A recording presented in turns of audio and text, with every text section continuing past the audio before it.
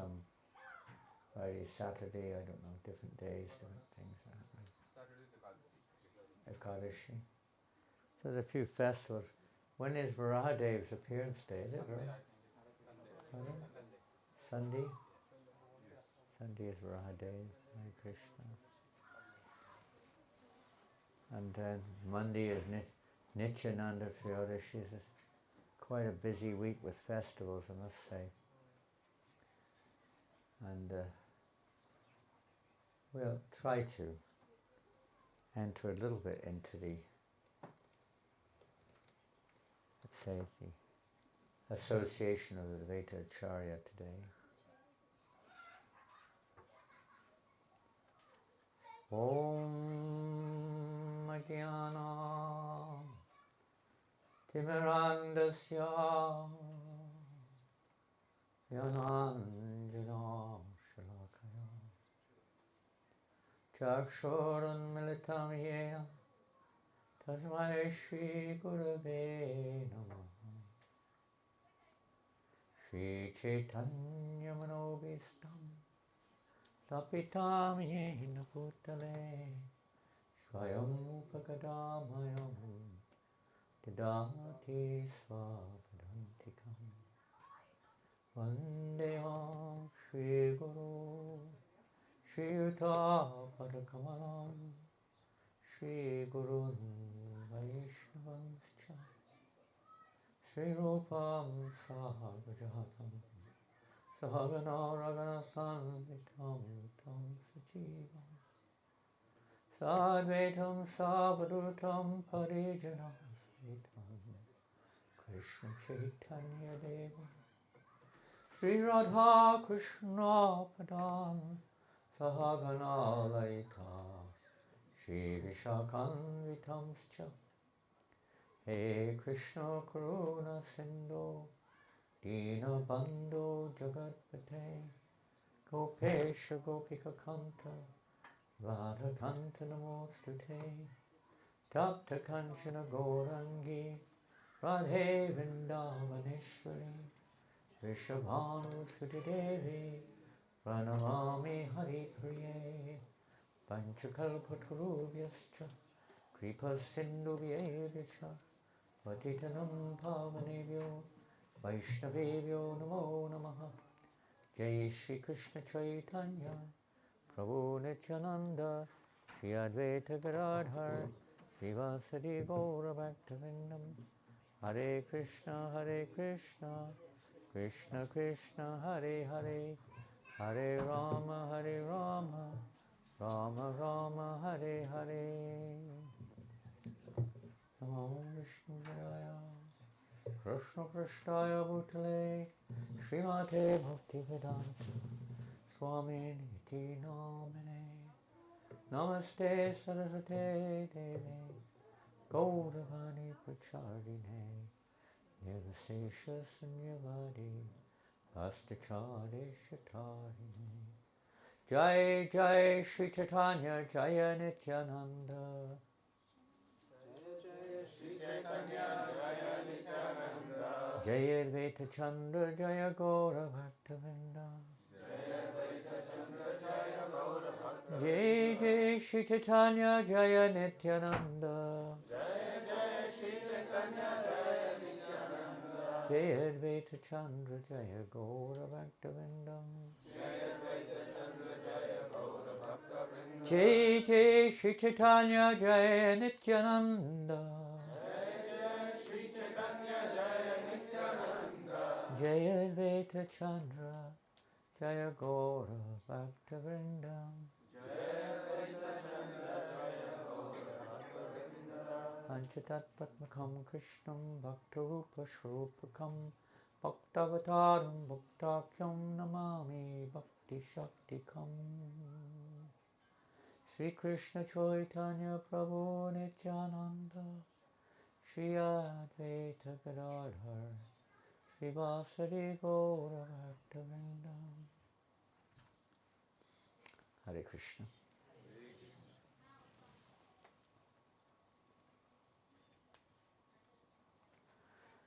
Some of you have read the Chaitanya Charitamrita.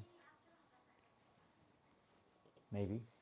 How many of you have read the whole, not just a little bit, the whole Chaitanya Charitamrita? Anybody?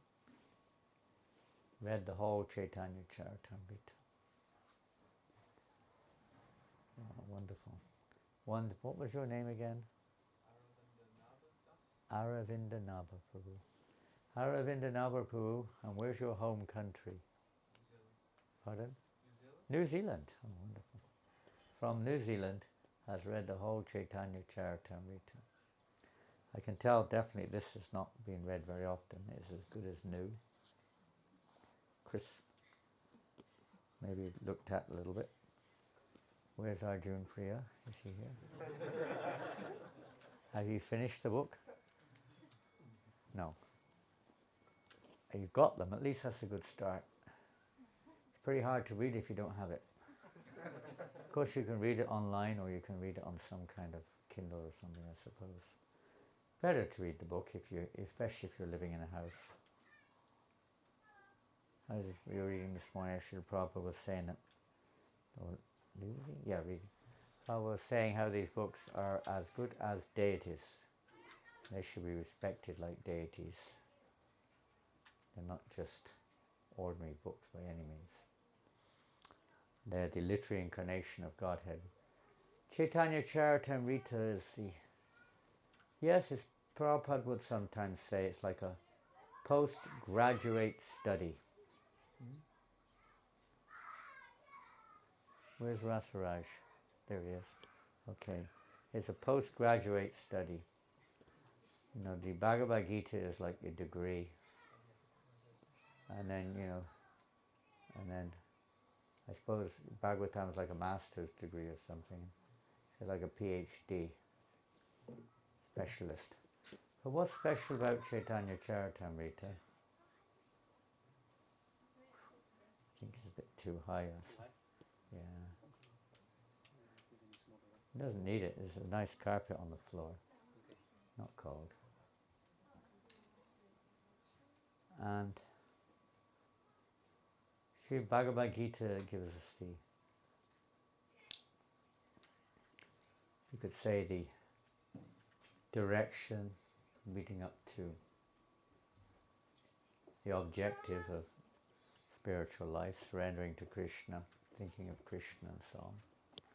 How to come to that point. And Srimad Bhagavatam is a further addition to the Lord himself has explained. There's a lot of explanations in the Bhagavad Gita in terms of the Lord's relationship with the material world, but there's not much explanation about his personal relationships or pastimes with his devotees. Only in relationship with the material world, more or less, maybe a little indication, but not much. Because it's specifically to take us from identifying with the material world and being entrapped in this material world to the platform of freedom from this material world. Srimad Bhagavatam is the beautiful description of the personality of Godhead and his various incarnations. Of course, there's many other subjects I mentioned, everything's there. But specifically to clarify the unique absolute position of Krishna. And Chaitanya Charitamrita, as we've heard before, many of you have heard it, I would imagine, is like the living force. The very word Chaitanya, Charita, Amrita, eternal nectar, is the nature of the living entity who is on that level of prema or love for Krishna. It's a manifestation of that loving exchange. One sees what it is to be on that platform of pure devotional service. It's a little, you could say, a little high for most people. Srila Prabhupada, he produced this Chaitanya Charitamrita, as you know, on request. Actually, he was requested by some of his disciples, but he wanted to do anyway. It was a nectarine. When we read the journey of Srila Prabhupada on the Jaladuta to America, Prabhupada was taking shelter of Chaitanya Charitamrita, the nectarine of his life. And Srila Bhaktisiddhanta Maharaj, his spiritual master, this to him also was practically the essence of the Shastra, Chaitanya Charitamrita. In fact, Bhaktisiddhanta Maharaj, it's sometimes said, there may be other statements to the contrary, but I've read, that he would often make the reading of Chaitanya Charitamrita primary before Bhagavatam. Why? Well, one good reason is that who knows about Lord Chaitanya? How many people in this world have heard of Lord Chaitanya? How many? I can not remember the name of this town, something Mata. Whitey Mata or something, what is it called? Why? Whiny? Whiny.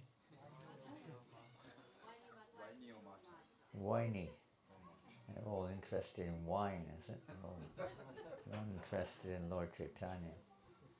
Wine and women. They don't see the women as their matters either. Whiny or Mata. They're not into it. They've never heard of Lord Chaitanya. They may have heard of Krishna and have some perverted understanding of that. A Hindu god or something. Unless they're Hindus themselves. They may also think of him as a Hindu god. But very few people know about Krishna in terms of who he actually is. What to speak of Lord Chaitanya? They barely heard the name. I mean, even in India, not many people have heard of Lord. What to speak of Advaita Acarya? If you mention Advaita, now Indian people may know, what would they think of if you say the word Advaita?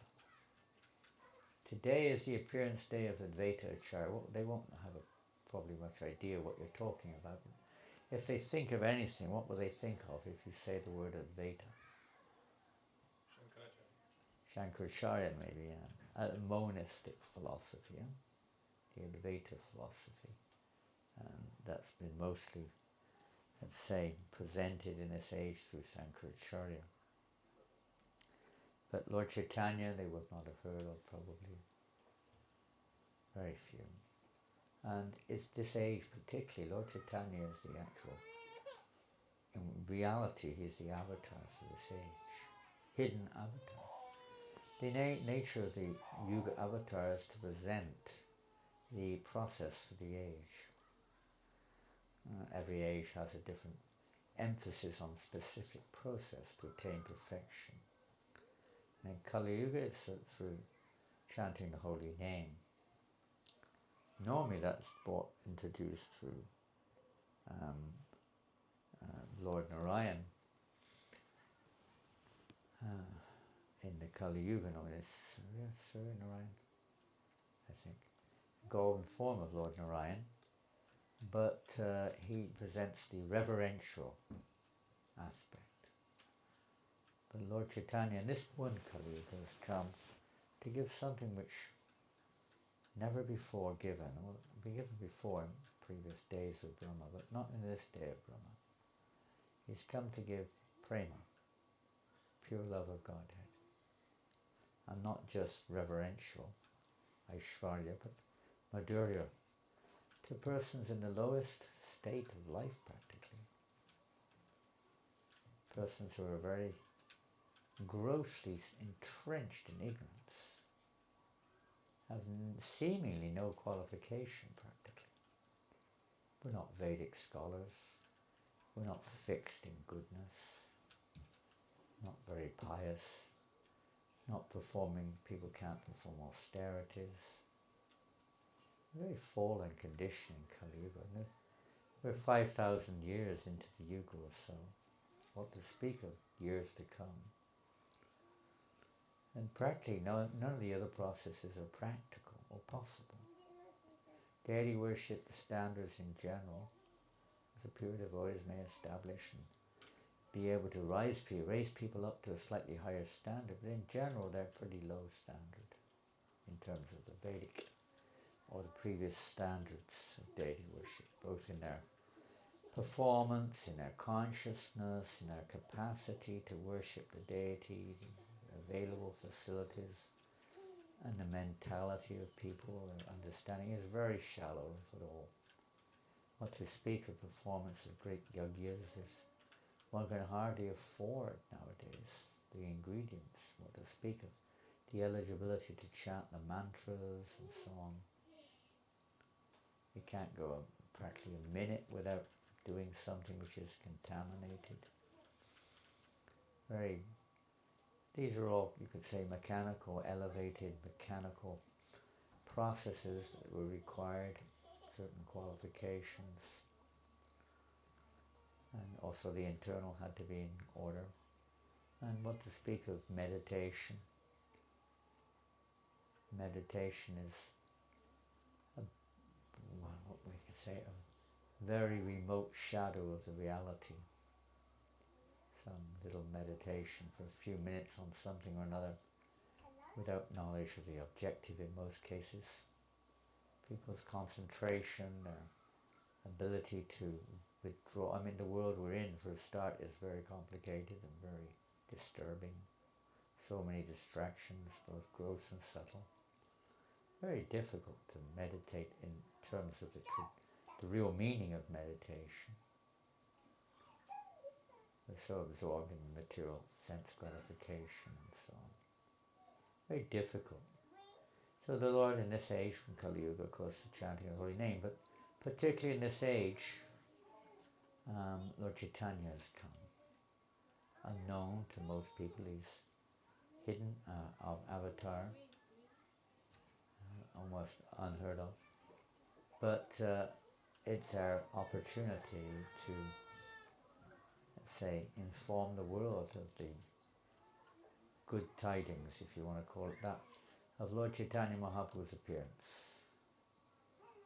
So in the Chaitanya Charitamrita, which is quite philosophical in many places, and there are many pastimes, and many wonderful say, stories in the Chaitanya Charitamrita, very enlivening, very instructive, and the pastimes of Advaita Acarya are expanded somewhat, but not so much. There is one book, Advaita Acarya, but Bhakti Siddhanta Maharaj did not accept that as authoritative. We find information about Advaita Acarya, who is he, in Chaitanya Charitamrita. We find some of his glories mentioned in the other biographies by Vrindavan Das Thakur and Chaitanya Bhagavat. His glories are unlimited. We've just chanted Panchatattva. Anyway, we just chanted some mantras just now, where Advaita Acharya's name was mentioned. He's the incarnation of the Supreme Lord, but he's also in the mood of a devotee. It's amazing, isn't it? How the Lord himself appears in a form to serve himself. Like in Giriraj, he's both God and he's also a servant of God. This is the greatest pleasure for the Lord, to render service. We're all, in a sense, having that propensity to serve. So Advaita is the Supreme Lord himself.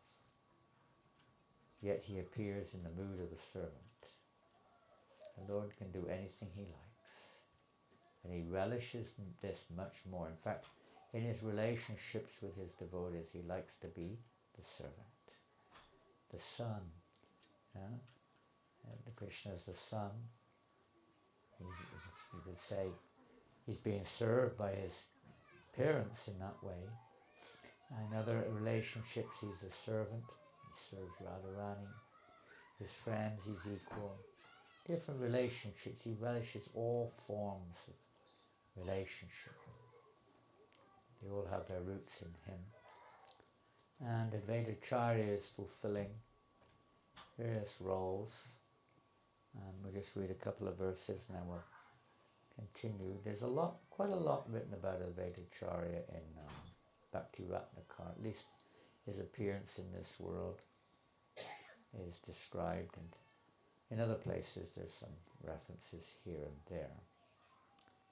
A little bit in Chaitanya Mangala. Here we go. text number 1 of the chapter 6 of the Adi Leela, the first part of Chaitanya Charitamrita, which basically establishes tattva. To advance in spiritual life, just like if we want to build a house, I would assume in Wellington to build a house you have to have fairly good structure, isn't it? I heard that Wellington is potentially in an earthquake area, is that right? Yes? And usually in this type of areas you have to have a pretty good foundation, I guess, also, structure also, to withstand as much as possible earthquakes. So you have to have a special foundation structure before you can build safely with permission. So to advance in building a house, what to speak, is very complicated nowadays, isn't it? How we build houses is not so easy. Sometimes you have to spend the rest of your life paying for it, isn't it? Mortgage, loans, and what have you. It's crazy. All the ingredients are free. They're given by Krishna. Yet people claim proprietorship and charge huge amounts of money for this. Different age that we live in. Another symptom of this demonic age. So Advaita Acarya, tattvas, we should know. At least we should theoretically have understanding of these various tattvas. Nam tattva, of course, one, which we hear about quite often. But also Vishnu tattva, Jiva tattva, Shakti tattva, and various other truths about the Absolute, as well as this material world. Truth about the material energy, Maya tattva. Everything should be understood, at least in proportion or in relationship with each other. So we get a bit of a clear idea, otherwise we're, barking on the wrong tree or something. We've got it wrong in the beginning, and if 2 and 2 equals 3, no matter how good you are after that, it's wrong. So one has to get the basic truths in place. Bhagavad Gita gives a very grounded foundation of these tattvas, of these truths. Without that, we cannot really understand or appreciate Srimad Bhagavatam. It becomes either a misunderstanding, as most people have, impersonal or imaginary or something or another, false of some kind. Or we have no understanding at all. It doesn't mean anything. So when the tattvas are a little bit understood, then we can move forward. So the truth of Gora tattva is also very important. Chaitanya Charitamrita covers all the tattvas also, but particularly Gora tattva. What to speak of Advaita, of course he is, as we'll see in these verses, is not just a separate entity as such. Text number 1, I'll just read the English. I offer my respectful obeisances to Sri Advaita Acarya, whose activities are all wonderful. By his mercy, even a foolish person can describe his characteristics. By his mercy. Mercy, besides, you could say, exposure to and hearing from the right source. Everything depends on mercy. On our own, we have no standing. Our intellect, our physical capacity, our mental capacity are so limited. To understand these truths, we depend on mercy. They're presented there, you can repeat them, but to understand and to imbibe and accept them is another thing altogether. Lord Chaitanya Mahaprabhu and his associates have made this accessible by their mercy. The Lord's mercy as he appears in this world, but that's, you could say, one thing. But to actually associate or take advantage of his appearance in this world is another thing. And that also we may need mercy, maybe through a pure devotee of the Lord. And even though we come in contact, to actually really come in contact, to really enter into the Sankirtan movement of Lord Chaitanya, we should pray for that mercy. Even to chant the holy name, we should pray for that. We'll see a bit more about Advaita Acharya. All glories to Lord Chaitanya Mahaprabhu. All glories to Lord Nityananda. All glories to Advaita Acharya. And all glories to all the devotees of Lord Sri Chaitanya Mahaprabhu. In 5 verses, I won't read that. Lord Advaita Acharya is the incarnation of Mahavishnu. And I guess everyone's heard of Mahavishnu. Vishnu Tattva, another Tattva. The expansion of the Lord in the form of Lord Vishnu for creative purposes. So he's an incarnation of that form of the Lord, whose main function is to create the cosmic manifestation through the actions of Maya. Because he's non-different from Hari, the Supreme Lord, he is called Advaita. This term Advaita meaning one with, non-different, is actually applicable to Advaita Acharya because he is non-different to Lord Vishnu. And because he propagates the cult, you know, the task of Lord Vishnu is the Lord expanding for that particular part. But in of itself, it's not I wouldn't say a thankless task, but it's not exactly a task that you aspire for. Creating a prison house for the errant conditioned souls. Not the most aspired for form of devotion, but necessary nonetheless. The Lord provides. Still, the situation, in some ways, Lord Vishnu, to relish Lord Chaitanya's presence also. And the nectar, just like Yamaraj took the form of Vidura in order to preach, to glorify the Lord. In that way, the nectar of preaching is nothing higher than to spread the glories of the Lord. So Advaita Acharya, or Lord Vishnu, is also taking that role in the form of Advaita Acharya. He's teaching pure devotion. So he's known as Acharya, one who teaches by his example. He is the Lord and the incarnation of the Lord's devotees both. Therefore I take shelter of him.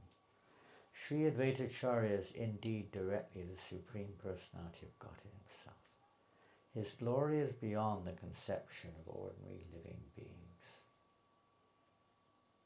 And then it goes on. It's a long chapter dealing with the more, you could say, esoteric aspects, the more complex aspects of the Lord's role as Mahavishnu, as form of Sankarshan. Sankarshan is actually also from Lord Balaram, who's the first expansion of the Lord, as we say, known as Nityananda, as the expansion of the Lord. So Lord Balaram expands various other forms of the Lord, the Chatavyuha, comprising of Vasudeva, Sankarshan, Ruda, and Paduna, and so on. And then through Sankarshan, who is also originally, Lord, everything expands, all the other forms expand through him, and a further Chatavyuha expansions, and then the Purusha avatars and so on. Everything's expanding from Lord Balaram in that way. So, in one sense, you could say all the various Purusha avatars and various forms of the Lord are expansions of Lord Balaram, who is an expansion of Lord Krishna. So, Advaita Acharya also has a very close connection there. Specifically, another form of Sankarshan is Sadashiva. And later in this chapter you can see that same Sadashiva also appears in this world in the form of Advaita Acharya. So it's a combined form of Lord Vishnu and Lord Shiva appearing with Lord Chaitanya. So some people ask us, well, what's your relationship with Lord Shiva? We don't seem to place much emphasis on Lord Shiva in our movement, in our temples and so on. Sometimes, but not much. There are many pastimes of Lord Shiva in the Bhagavatam, course in many of the Puranas and so on. But not much emphasis, they would say. The difference between Vaishnavas and Shaivats sometimes appears quite extreme. But for Vaishnava, Lord Chaitanya Mahaprabhu particularly, another aspect, another truth, which is even more mysterious, is the philosophy of Lord Chaitanya Mahaprabhu. We have the teaching of Sankaracharya, the Ramanujacharya, I think his appearance day is coming up soon or something like that. And Madhvacharya, of course, are there, and they preach more the distinction between the Lord and his energies. And Sankaracharya preaches more the oneness between them. The Lord Chaitanya has combined them all these truths combined. The Chinchya Veda Veda Tattva is the nature of the truth, simultaneously one and different. This is philosophy. Everything is simultaneously one with God because it comes from him and has a relationship with him. And that's why Prabhupada would use the term part and parcel. Just like the parts of the body, they're not the whole body, but they're part of it. You can't say the hand is the body, but it's part of the body. So everything is a part of the whole in that sense. Simultaneously one with, yet there's a difference there. It has different roles. Maybe the role we mentioned of servitorship, for instance. There's the servitor God and the served God. Sometimes the Panchatattva are described like that. That Lord Chaitanya, Lord Nityananda and Advaita Acarya, the Supreme Lord, and Gadadhar Pandit and Srivasa, the Supreme Lord in the sense that they are of the same transcendental nature, but in the mood of servitorship. So Advaita Acarya also takes that role. And all forms do, to some extent, but primarily he's of the Vishnu Tattva, or the Shiva Tattva, but in Sadashiva form, which is also Narayan form in one sense, from whom Lord Shiva comes. So he appears in this way. When the Lord appears in this world, we know, more or less in every case, that he prepares the way, depending on the purpose of his incarnation or his appearance. Sometimes is not required. But certainly some preparation is there when he appears. In this particular case, his parents, his associates, and various others appear prior to his own appearance to prepare the way. And Advaita Acarya is certainly in that category. His appearance in this world was not ordinary. And that's described in Advaita Acarya, how Lord Shiva, one of his chief servants, at least in this world, is Kuvera. Kuvera, you most certainly know, is the demigod. He's like the treasurer of the demigods. He looks after the wealth. Everywhere we see treasury, some treasurer of the exchequer, some kind of chancellor of the exchequer or treasury or something like that. Temple treasurer. So he's a treasurer of the demigods. And he worships Lord Shiva in proper understanding, not as an opponent to Lord Vishnu, but as an assistant or an evolutive assistant. So he's one of his eternal servants. And Kavera Lord Shiva was very pleased with Kavera because of his devotion, and asked him, what would you like? And I want to give you something in return for your service.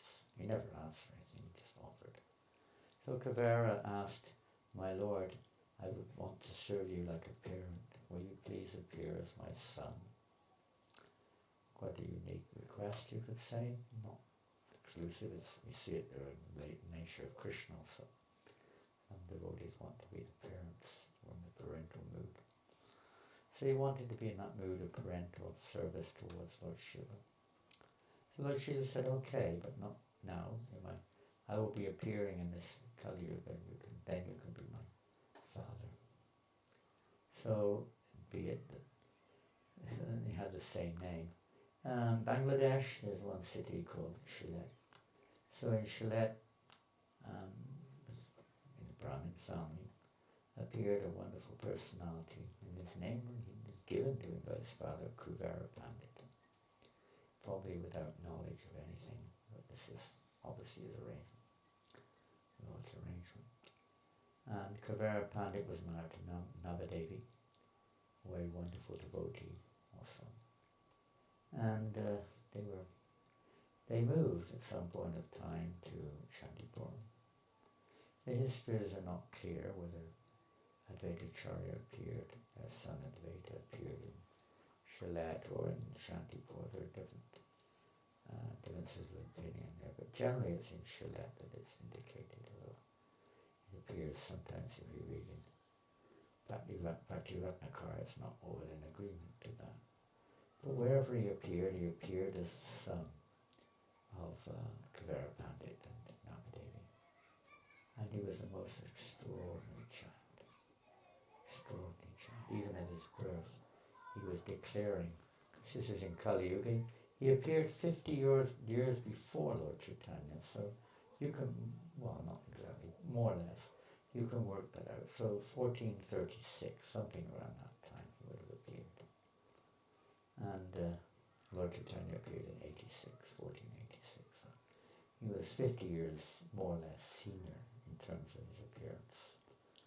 So, but he declared even as a child very soon, this Kali Yuga is the most fortunate, auspicious age. In this age the Lord will appear in his most merciful form and give love of Godhead to everyone. He declared like that, even as a baby. I was a bit surprised. He was so fortunate, beautiful child, and most auspicious. He had different names, Kamalaksha and various other names were given. And Advaita, because he so much, I guess he resembled the form of the Lord. And in this way he grew up. He was, of course, naturally a very amazing child, Brahmin family, very learned and so on. And then in Shantipur, where he grew up, near Shantipur, of course, is Navadvipa. That was a seat of learning. It's described differently, but generally speaking, it's understood that he didn't get married early in his life. He went to Vrindavan for a long time, resided in Vrindavan, and if you've been to the Madan Mohan temple in Vrindavan, and very close to Madan Mohan, at the bottom of the hill, there is one temple there. Temple of Madan Gopal. At the bottom of the hill. Do you know anything about that? What's it called? It's got a name. Just at the bottom, you go down the steps to the road, not down to the circular path the other way. Turn left at the bottom and go down maybe 100 meters, you come to this temple. The temple of Madan Gopal. Yeah, pretty sure. That's known as Advaita Vat. That's where Advaita Acarya was staying when he came to Vrindavan. He stayed there for a long time. And there he discovered the deity of Madan Mohan. Then it was called Madan Gopal. Later on called Madan Mohan. Sanatana Goswami worshipped that deity. Again, is related to the truth because Sambandha Gyan means the basic truth. And Madan Mohan represents that first stage on the path of transcendence, understanding the truth from the right source. So Advaita Acarya is the Acharya. He established the deity worship of Madan Gopal. Later on, of course, Sanatana Goswami took that up. He left the deity behind him, returned back to Shantipur, and he got married around about the age of 50. Not much different to when Lord Chaitanya, not sure before, after, when, probably before, because at that time Haridas Thakur, who was more or less at least a Siksha disciple of Advaita. Haridas Thakur is also another unique character by all means he's also a form of Lord Brahma, amongst other things. There's nothing peculiar about this. It's ridiculous from the material point of view, how somebody can be 10 people at once. Is he schizophrenic or what? How Advaita Acarya is Lord Shiva and Lord Vishnu. The various, you can say, natures of the Lord's expansion possess various characteristics and qualities, potencies. They are present in the form of Advaita Acarya. A particular aspect of Lord Vishnu, or a particular aspect of Lord Shiva, which is required, are manifest in that form. It's not like that form is not eternal either. This is very inconceivable to the conditioned soul. We're so locked up in the bodily platform of life, not understanding much beyond that. And the same with Haridas Thakur is described as many ways as different forms of great personalities appearing as Haridas. That can be understood in different ways, and we won't go there. Haridas Thakur also appeared about 36 years prior to Lord Chaitanya. So he appeared also in what is now known as Bangladesh, in the area of Benapur. And he travelled, and eventually he came to near Shandipur, and he met with Advaita Acarya. They were in ecstasy to meet each other. Advaita Acarya was also looking for association with an actual devotee. And when they met, they were in ecstasy. And Advaita Acarya took the role practically as the Acharya, although Haridas was already chanting 3 lakhs of names way before, even when he was in Benapur, what to speak of when he reached. And this was before Lord Chaitanya's advent, by the way. They met in Shantipur, and of course then Haridas arranged for some simple accommodation in Pulia for Haridas Thakur. And many pastimes are there between Haridas and Advaita. But one of the pastimes is that we hear a lot about the appearance of the Lord. It's a wonderful thing, and it's a very big lesson to learn. The Lord appears in this world for various reasons. We hear in Bhagavad Gita, Yada Yada Dharmasya Glanya Bhagavati Bharata.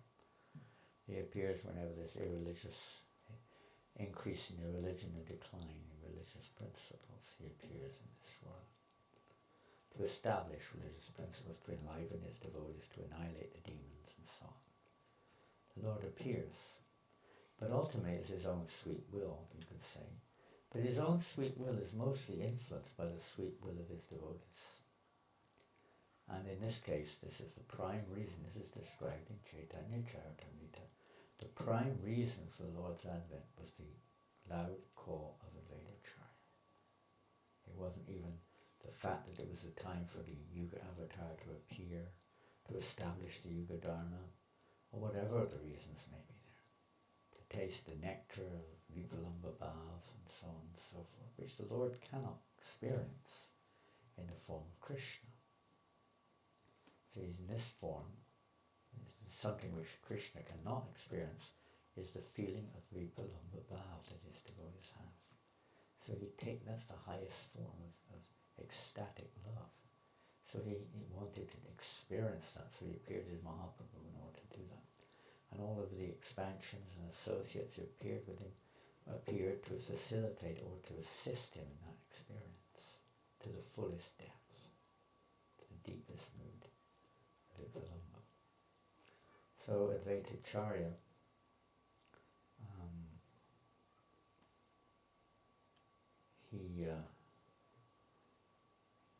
he was crying and crying and crying for the situation of this age of Kali.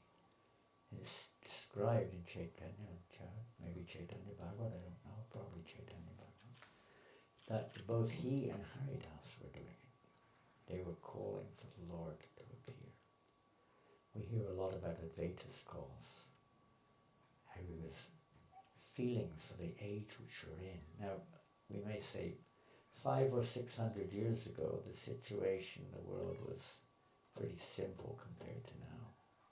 Sure, there was sinful activity. In Bengal, it was a bit severe because it was governed by the Muslims. And you couldn't go out and make, kirtan on the street. You couldn't parade yourself around as a Vaishnava. Practically, it was prohibited.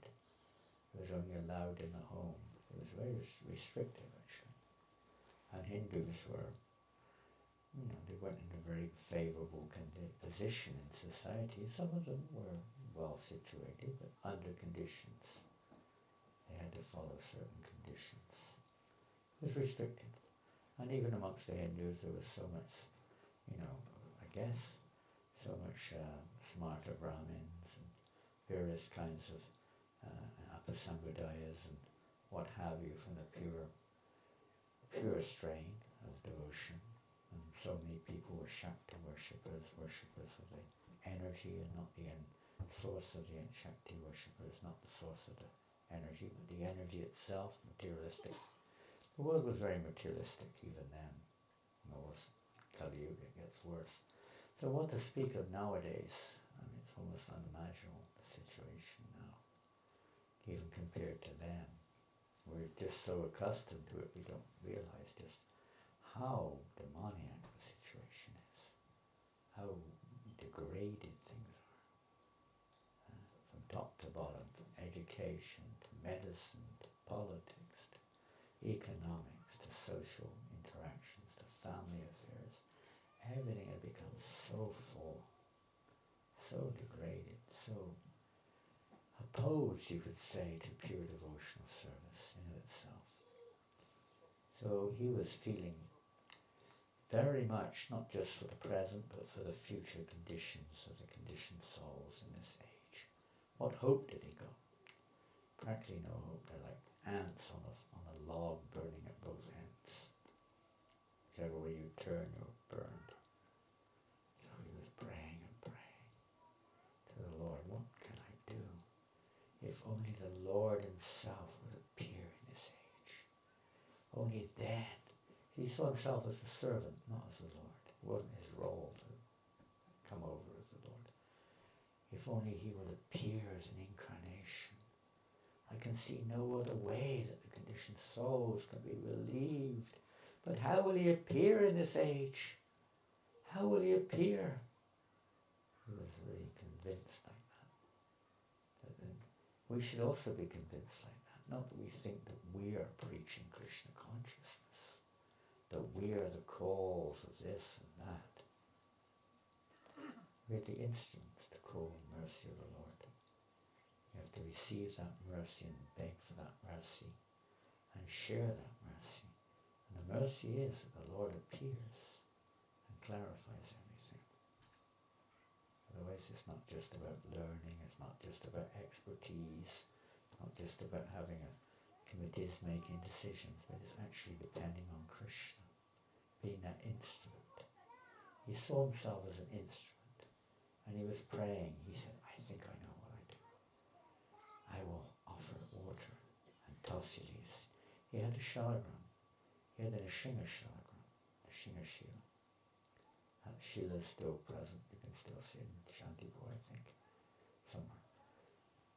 And he was worshipping the Nishinga Shila. So many, even Lord Chaitanya's father was worshipping the Nishinga Shila. Very common amongst these great personalities.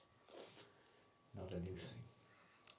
So he was worshipping his Shila every day, all day practically, appealing to the Lord, please come, with loud cries he was calling upon the Lord, please have mercy on them, have mercy on everybody. This age is so full, and unless you come there's no hope. He was crying and crying. There were different instances that took place at that time. There were many devotees, but they were scattered mostly. In Navadvip there were quite a few devotees of the Lord, pure devotees, like Srivas Thakur was there, and many others, Gangadas, and so many others. They were being really harassed, not just by the Muslim government, mostly by the other Hindus who were Shakti worshippers. And they were really, criticizing them and putting them down in various ways, making it very difficult for them to practice pure devotion, at least externally.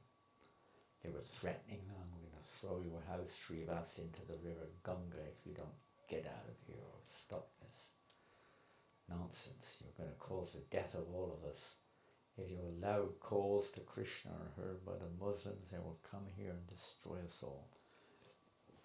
So they were very harassed, like anything. And when Advaita Acarya met them one time, some of the devotees in Navadvip, they became aware of the threats that were placed on him. He became enraged. He almost manifested his actual form of Lord Shiva, Lord Vishnu, in such an angry way. He said, "These nonsense rascals. My Lord," at first he said, "if you do not appear and stop this, do something to stop this, and protect your devotees. If this is not possible, then I will have to assume my four-armed form, and with my disc I will sever the heads of all these rascals." He was very angry.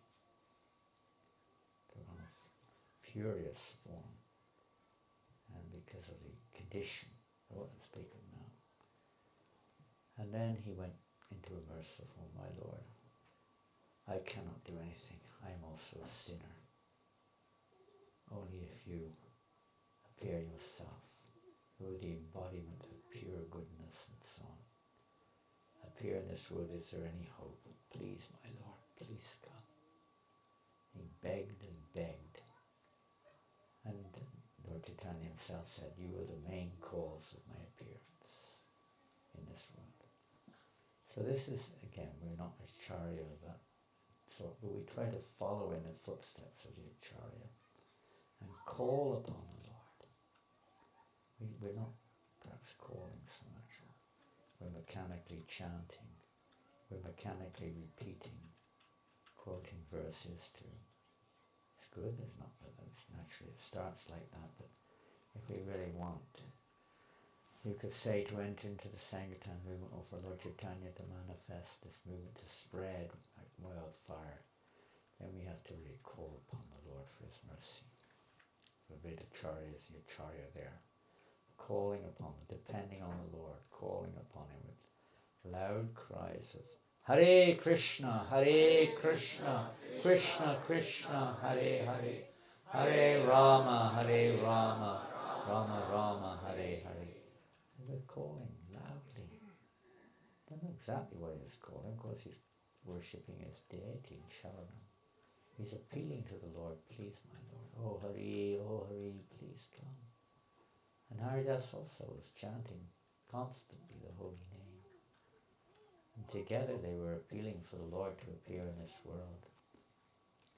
When finally, when the eclipse came, they both went together to the river Ganga. They knew that this was what was going on. And they gave charity, mental charity at that time. And of course the Lord appeared in the world, Lord Chaitanya. Advaita Acarya, well, he was senior, 50 years. He had 6 sons. Not all of them is another lesson to learn. Not even though he's in combined form of Lord Shiva and Lord Vishnu, and not all of his sons became Vaishnavas. Maybe kind of the influence of the Advaita Vad influenced some of his sons a little bit overboard, and they were not Vaishnavas. 3 were, 3 weren't. It's another lesson to learn. That even we may think, well, we hope that all our children will be devotees, but it's not always the case. What to do? You can, if you want to read more about that, you can. I won't go down there. And he became like the teacher.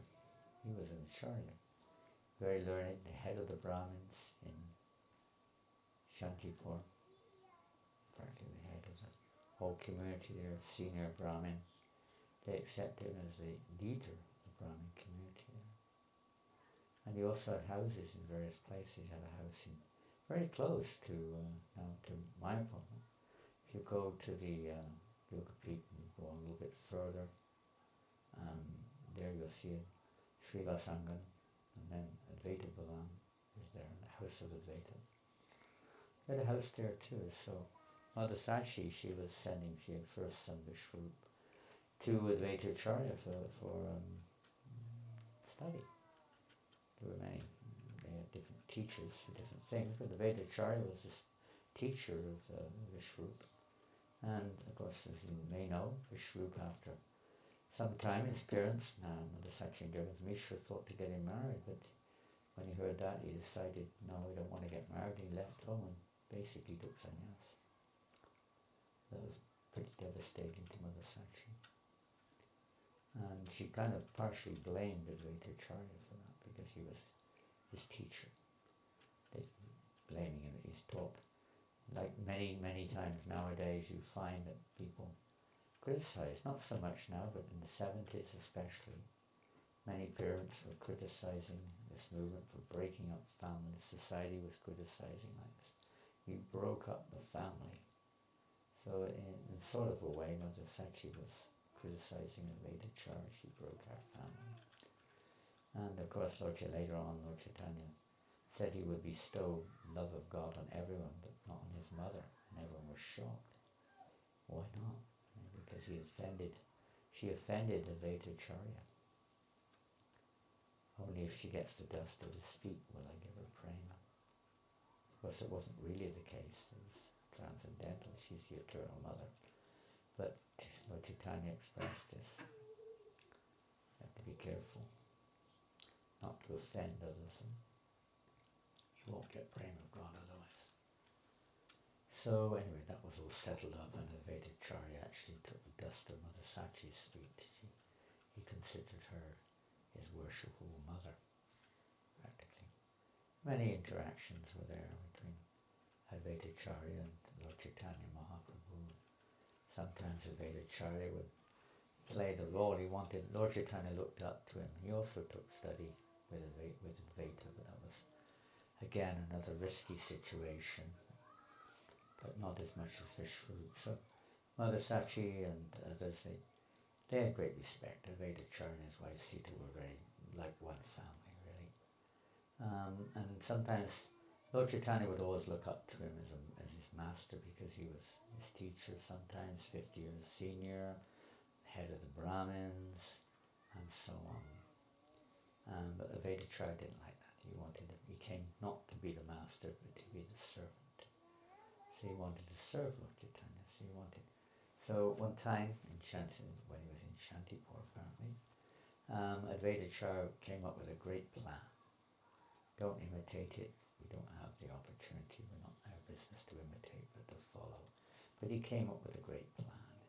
He decided he would start preaching from Bhagavad Gita, Mayavad philosophy. You'll see that many of the so-called gurus, even the famous ones today, many, I'm not saying all, I'm not giving any names, but many of them are actually either covered or open Mayavad.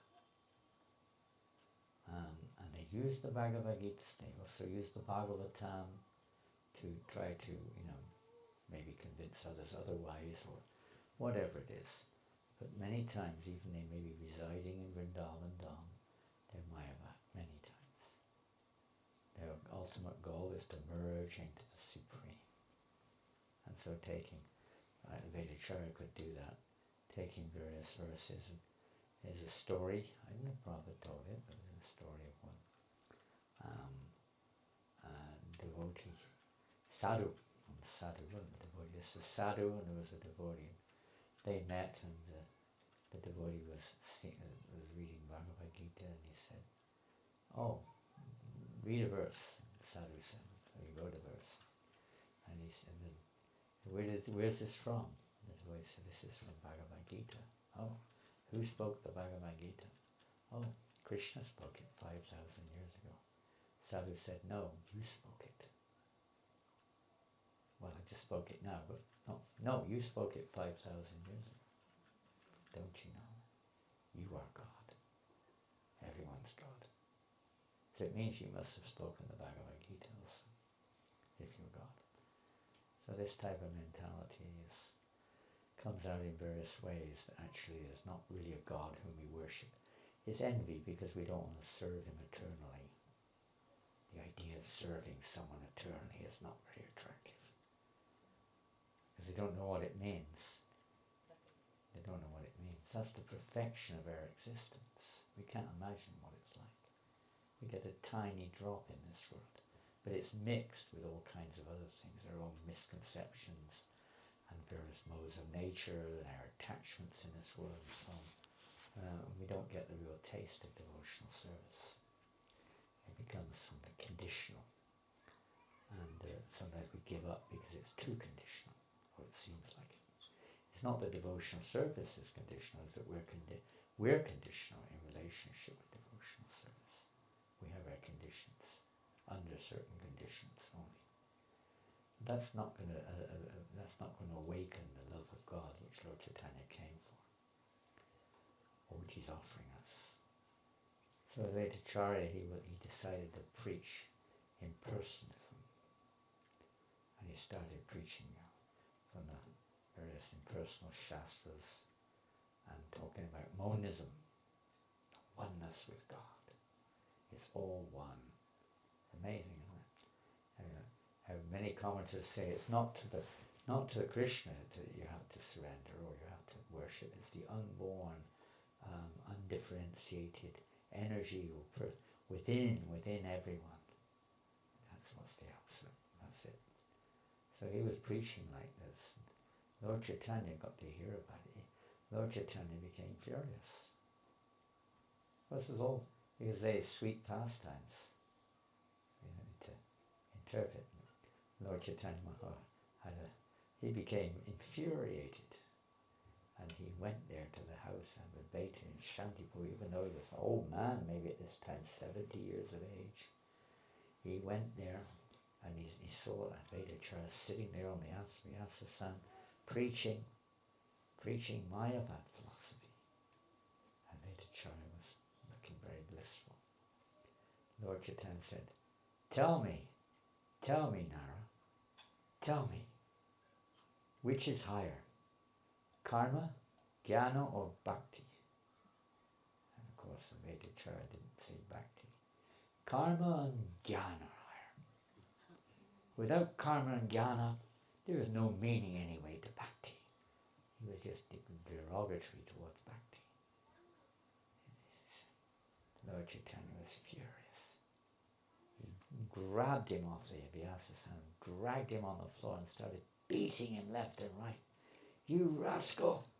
I came into this world because of you calling me, and now you're speaking like this about me, you rascal! He's beating him anyway. Poor wife Navadevi, his wife Sita, she came running there. Oh, please stop! Please don't! You're gonna kill him! He's a Brahmin, an old Brahmin. Please don't kill him! And Advaita Acarya in ecstasy, being beaten left and right by Lord Chaitanya. At last, my desire has been fulfilled. Now I know truly that he is my eternal master, and I am his eternal servant. He was so happy to be beaten. We don't like being beaten very much. We'll do anything we can to avoid being beaten and admit we're wrong. Anything under the sun, to any extent. And even if we are proven wrong, we still don't want to admit it sometimes. It's very difficult. This humility is lacking so much in this age. People will not admit. They say the most difficult thing for a politician to say is, I'm sorry, I made a mistake. It's the last thing on the planet that they'll say. They'd rather commit suicide. It's humility. Or I didn't know what I was doing. And it's unfortunate in this age people are so downright stupid that they don't recognize it. That the leaders don't know what they're doing. They don't do what they say they're going to do either, in most cases. Anyway, these various things are there. When Lord Chaitanya Mahaprabhu took sannyas, of course this was a devastation for the whole of Navadvip, especially Mother Sachi Devi and Vishnupriya. And others of Advaita Acarya also. Everyone was shocked. Lord Chaitanya cut off his beautiful black locks of hair and gave up all of his, practically speaking, What did he do? He threw all the residents of Navadvip into Vipralambha by that one act. He immersed them, just like Krishna did when he left Vrindavan and went to Mathura. He immersed them all in Vipralambha, which is, again, it seems like a horrible thing to do. In the material world, it is a horrible thing to do. But this is not the material world we're talking about. These are eternal pastimes. This is giving us an opportunity to understand the highest nature of devotion. We always want, I want to see, I want to get, I want. And it is much higher than that. Not just even selfless, causeless devotional service, but a mood of devotion and separation. So they were all thrown into that mood. But before you could say Lord Chaitanya, they weren't all necessarily thrown into that mood fully. Lord Chaitanya's Acarya is most merciful, so basically speaking, it wasn't quite like that, but more or less that's what they felt. Now he's gone. He's left us. How could he do this? We're not going to see him again. Of course, the Lord had another plan, you could say, but again, he fulfills the desires of his devotees to the highest extreme. So Advaita Acarya also, in coordination with Nityananda, don't forget in one sense they're one and different. Expansion, Sankarshan from Lord Nityananda. They always had this extraordinary relationship, Nityananda and Advaita. Always, they were at loggerheads with each other. Not always, but many times they had this humorous relationship of being at loggerheads. That means opposed, fighting with each other, quarrelling with each other. Yeah, they loved it. It was part of their rasa constantly. I'm not going to speculate on that, but that seemed to be part of their relationship. And so anyway, but on this occasion, Nityananda and later and the others had made an arrangement. They made arrangements that Lord Chaitanya had been taken sannyas. He wanted, as you know, he wanted to go to Vrindavan. They were wandering around, and because Nityananda had lived in Vrindavan for quite a long time, he left home. Lord Nityananda left home. He was 12 years senior. He left home more or less exactly the time Lord Chaitanya appeared in the world. And for 12 years he was away from the scene altogether. He's 12 years old, and at that time he left the scene, and it was only when Lord Chaitanya Mahaprabhu began his Sankirtan route they returned to Navadvip. He was in Vrindavan for a long time. So Lord Chaitanya knew that, and he wanted to go to Vrindavan. He knew that Nityananda had been there, so he was asking to take him to Vrindavan. But they were going round and round in circles in the area of Radhadesh, near, not far from Navadvip. And Lord Chaitanya didn't know where he was. He was in the transcendental state of madness. Lord Nityananda was taking him here and there around in circles until everything was ready to reveal the plan that he had. It took some days to organize, I guess. So his plan was that Lord Chaitanya Mahaprabhu would not go to Vrindavan at that time. But Lord Chaitanya was unaware of that. So they're going around, and after some time Lord Chaitanya wasn't aware of day or night, however day, week, month, year, it was all, everything had kind of lost time dimension. And he kept asking, are we near Vrindavan? Are we coming to Vrindavan? So Nityananda had arranged with some local boys to say when, if Chaitanya Mahaprabhu asked them, say, yes, the river Yamuna is very nearby, very nearby. And so then they did. Lord Chaitanya, they told him that the river Yamuna is very nearby, just nearby. So Lord Chaitanya got very excited. They got to the river, and yes, we've actually reached Vrindavan. We're at the river Yamuna. It wasn't like a town those days, so you couldn't really see all buildings all over. This is the river Yamuna. Lord Chaitanya merely plunged into the river in ecstasy. And as he was in the river, suddenly he saw Advaita Acarya coming close on a boat. Advaita, how did you know that I am in Vrindavan? And he looked at Lord Nityananda. He was surprised to see Advaita Acarya there in Vrindavan. He started to feel some doubts in his heart. Nityananda, is this really the river Yamuna? is this really Vrindavan? Advaita Acharya said, my Lord, wherever you are, that is Vrindavan. Nityananda, you have cheated me. This is not Vrindavan. This is Shantipur. He looked across the river and he recognized Shantipur. You have cheated me. Advaita said, my Lord, he has not cheated you. On this side, indeed, the river Yamuna is flowing, because they're flowing as one. You have indeed taken bath in the river Yamuna. Anyway, this pastime went on. Then Advaita Acharya said, my Lord, please, please, come to my home and take a little prashadam. You've been fasting. Please come to my home. So Lord Chaitanya agreed. Advaita Acharya gave him some dry cloth, and they made their way to the house of Advaita Acharya. Advaita Acharya's wife was quite a cook. Lord Chaitanya requested just a sense of sannyasi. Of course, he just wanted a very small portion of maybe some boiled rice and boiled vegetable green leaves. That's enough. So they went to Advaita Acharya's house, but Advaita Acharya had made arrangements with his wife and servants to prepare enormous quantities of foodstuffs. Enormous quantities. And the offering altar is shalagram, but he put 3 plates in front of the altar. So then Lord Chaitanya and Lord Nityananda was with Lord Chaitanya. They went into the house with Advaita Acharya, and then he showed them the offering and the altar. Oh, what wonderful arrangements you have made for the pleasure of the Lord. Such wonderful preparations I've never seen. So please, and then Advaita said, please my Lord, please sit down and take honor prashadam.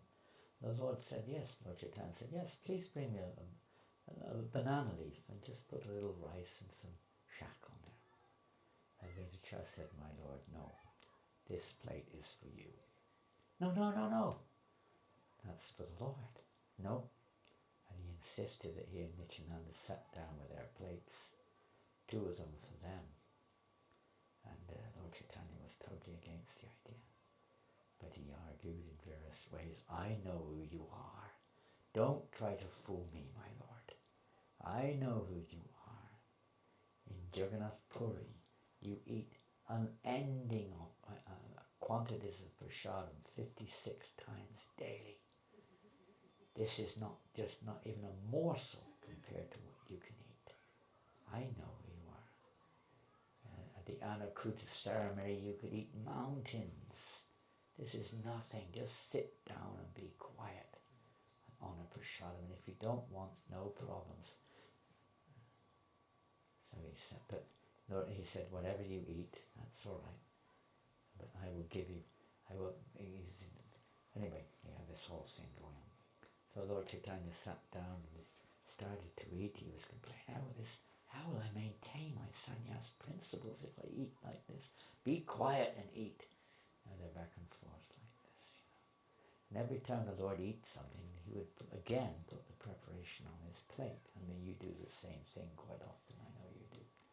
When you invite a guest to your home, they eat something, you immediately fill the pot up or bring another one in. Try to get them to eat more. This is a natural thing for grihastas to do with their guests. I'm not a very good guest these days. But Lord Chaitanya was eating, and loving relationship going on here. Of course, Nityananda, who was by his side, had a different mindset.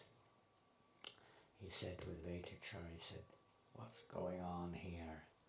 I have been fasting for 3 whole days without eating a morsel. And now I can see that I have to fast again. Such a small quantity of foodstuff will not even half fill my belly. He chastised Advaita. Quite the opposite to Lord Chaitanya. Advaita Acharya was taken aback. What is this? I am a poor Brahmin? You are supposed to be a mendicant who should be happy with whatever comes his way. How can you do this? How can you speak like this? Huh? He said, take your food away. I've not eaten the least of it. And then Nityananda got really upset, threw some food here and there, and the food bounced off of Advaita Acarya, who flew into the air in ecstasy. I am the most fortunate. I'm dancing in ecstasy in the air. They carried on with their arguing, their debate. You are just a caste brahmana. You have no idea. Don't you know that this prasadam is holy? Now they're going at each other left and right. You're just a brown caste brahmin. And you are just a reject Paramahamsa, Advaita Acarya said. And then Nityananda said, if you want to counteract your offences towards me, you should invite 10 million Brahmins to your sannyasis to your house and feed them all. I will never again invite a sannyasi to my house. Because a sannyasi like you has ruined all my Brahmin principles, my Smriti principles. And they were going each other, anyway, having a great time. And Lord Chaitanya, Advaita and Nityananda actually made arrangements for all the residents of Navadvip to come there, including Mother Sachi. So they all came there for many days. They stayed in that area of Shantipur, relishing the Lord's association. And Advaita Acarya was, of course, hosting everyone in various ways. When Lord Chaitanya Mahaprabhu went to Jagannath Puri to take sannyas, after taking sannyas, and on the request of Mother Sachi at that time, she requested him to stay in Puri, so he did. Again, the request of his devotees, Lord Chaitanya is always, his only real incentive is to please his devotees in various ways. So he stayed there in Puri for much of the rest of his manifest time. He travelled, of course, as you know. He spent most of the time in Puri.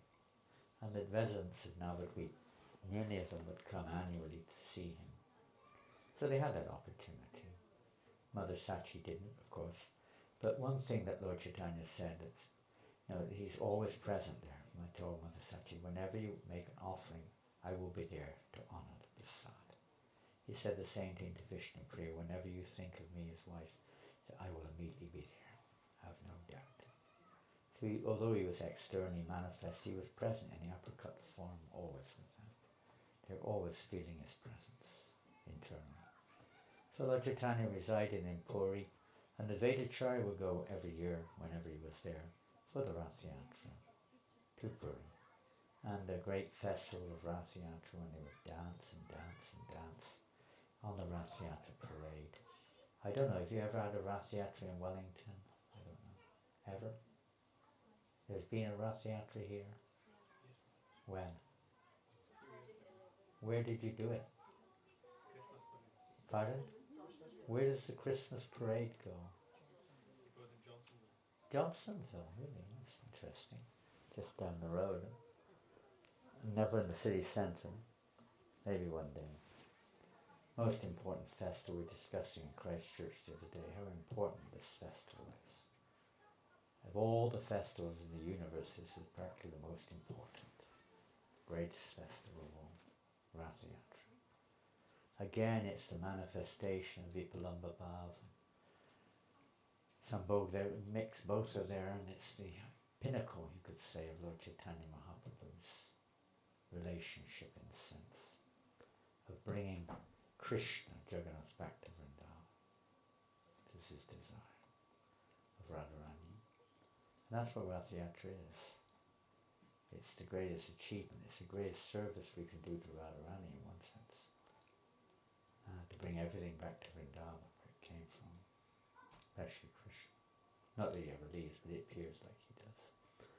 So this Rath Yatra festival is so wonderful. The Rath Yatra festival, I mean, everything was arranged for the Lord's inner heart, his real inner purposes. Every single devotee was hand-picked. Who led the kirtan, who played the instruments, who danced, everything. To exactly facilitate, embellish, and achieve the purpose. So each singer was singing exactly the right melody, exactly the right meter, exactly the right tune. All the instruments were exactly in harmony according to the mood. Everything, the dancers were dancing exactly accordingly. The dancer was practically the chief person in the kirtan. wasn't a wild dance as we do nowadays. It was a dance according to the Lord's heartbeat. Everything was according to the will of the Lord. And that's what the Krishna conscious movement, in one sense, is ultimately aimed at. We're not at that level exactly. We hear from pure devotees how to come to that level. We may have a little way to go for sure, but to come to that level, to cultivate pure non-sankirtan, to worship the deity according to the guidance of the pure devotee, to try to serve according to the devotee's guidance, and so on, to bring everyone back to Godhead, to give everyone that chance to reconnect with Krishna in pure devotion. So the Rath Yatra festival, Advaita Acarya, Lord Chaitanya chose 4 main dancers, and amongst those dancers, 4 dancers were, who knows who they were. Name one of them. 4 dancers. There were 4 main parties formed by Lord Chaitanya, and he chose a lead dancer in each party. Who knows? Pardon? 1 dancer. Who knew? You can say a dancer. Say 1, loud and clear. Vakreshwar Pandit. He was probably, that was his main claim for fame or name. Not that he had any need for that, but I mean, for far as his recognition is concerned, amongst at least our set, there's much more to be said about Vakreshwar Pandit. As far as we hear, his dancing was most notable. He would sometimes dance non-stop for 72 hours in kirtan. Nothing for a transcendental eternal associate, but in contact with this material world, that's quite extraordinary, especially in this age. 72 hours non-stop. So he was one of the main 4 dancers in one of the parties. Who else? 3 more. Anyone like to venture? Haridas Thakur. Haridas Thakur would have been also maybe, well, it depends. I mean, Rathayatra is every year, so we don't know which year.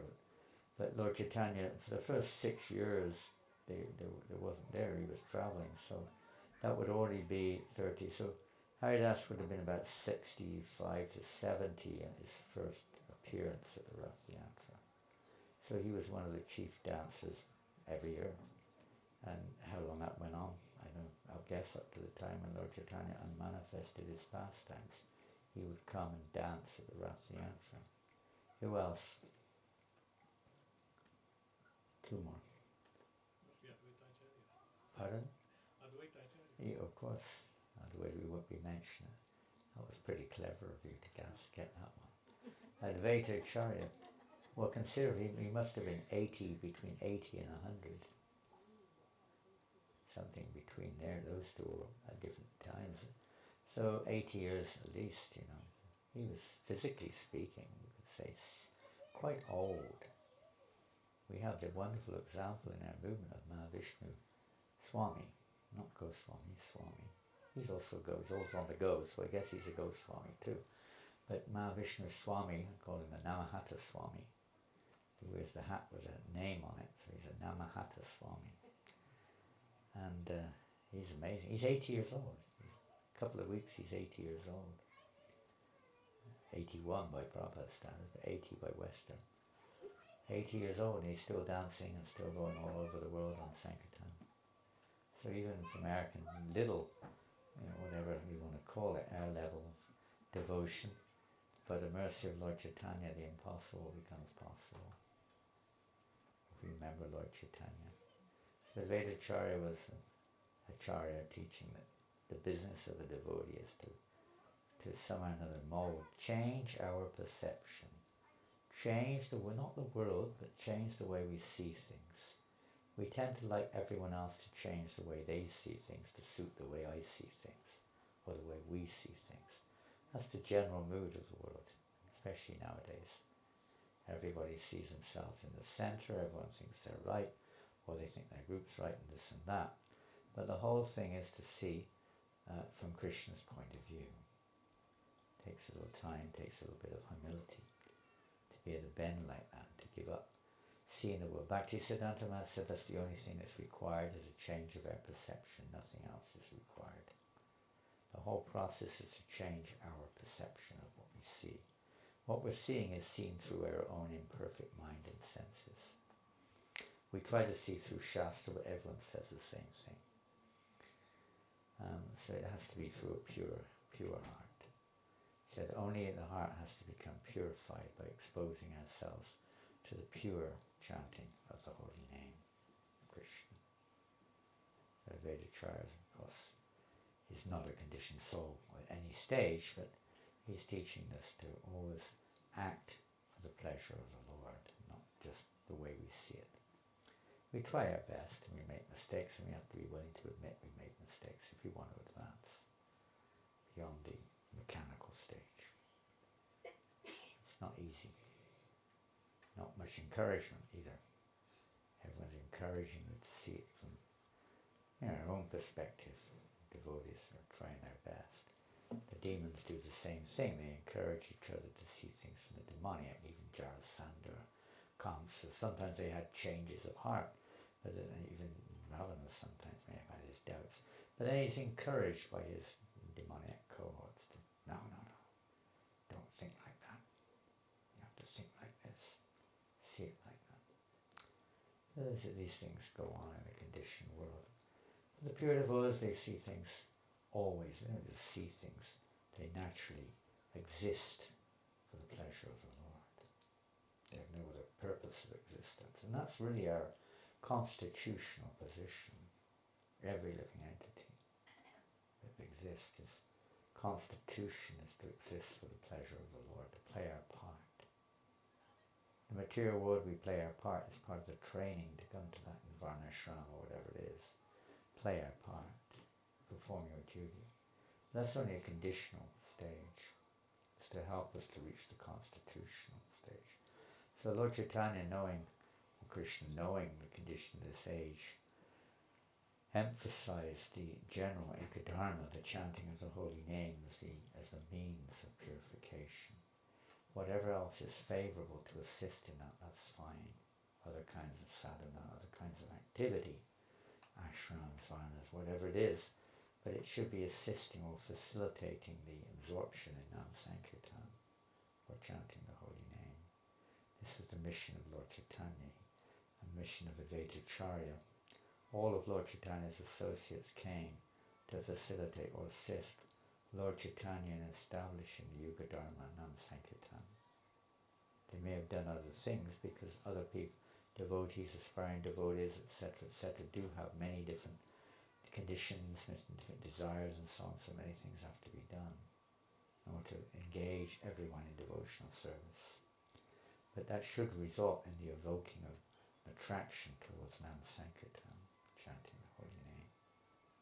This is the Yuga Dharma, the only way, Lord Chaitanya said, and personally said, this is the only infallible means of success.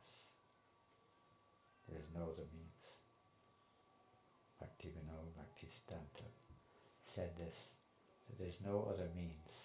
Bhaktisiddhanta wrote this actually.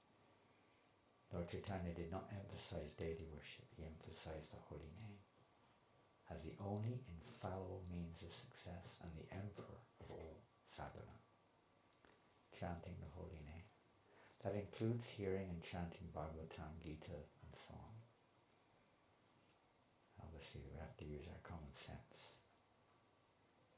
But Prabhupada established this principle. Our movement is based on kirtan, chanting the holy name. And Advaita Acarya, as the Acharya, was teaching this principle to glorify Krishna. Radha and Krishna. Hare Krishna, Hare Krishna, Krishna Krishna, Hare Hare, Hare Rama, Hare Rama, Rama Rama, Hare Hare. Anyway, I don't know, much more probably could be said, read. If anyone would like to say anything, please do. I'm sorry, I'm a bit exhausted today. Any comments or questions? Was the fourth dancer Gurudev? Oh, the fourth dancer. Who was that? Lord Nityananda. Who else but Nityananda? He's also, wherever Nityananda dances, Lord Chaitanya is present there. Yes. He's always present with his devotees, you just can't see him. He's present with us, but we just can't see him. He's present in the Bhagavad Gita, but we need some help to understand how he's there. Everything is in Prabhupada's books, but we need help to understand what that means. It's there already, we don't have the eyes to see it. We need help. Welcome, Master Secret Prabhu. You just came from New Plymouth? Have your army team come with you? Are they all here? Where's your good wife? Oh wow, nice to, we missed you in Auckland. Yeah, what to do? I'm happy to see you here. Hare Krishna. Yeah, Lord Nityananda. Can you imagine? Actually, Lord Nityananda is in the kirtan, we just can't see him. The more the kirtan is pure and selfless, the more Nityananda. Just like at the wonderful festival of Panihati, isn't it? How Lord Nityananda brought Lord Chaitanya Mahaprabhu to personally be there. Because of the pure devotion of Raghunath Das. We're not on that level. At least we can try to remember him. When you're in kirtan, if you remember a little bit Lord Chaitanya Mahaprabhu, it might help us to realize what's going on here. It's not just a thing we do at the end of class or before prasadam or something. This is our life and soul. The Yuga Dharma, the only infallible means of success. Kirtan, chanting together, brings this is what the secret is, to overcome all the anomalies, all the differences, or the misunderstandings. We must come together for kirtan. Whether we're Jadai or Madai, it doesn't matter who we are. Everyone has to come together for kirtan. Chant loudly together, putting aside all the conditional things, putting the holy name, Krishna, in the center of our lives. What this movement's for. Congregational chanting of the holy name. Any other comments?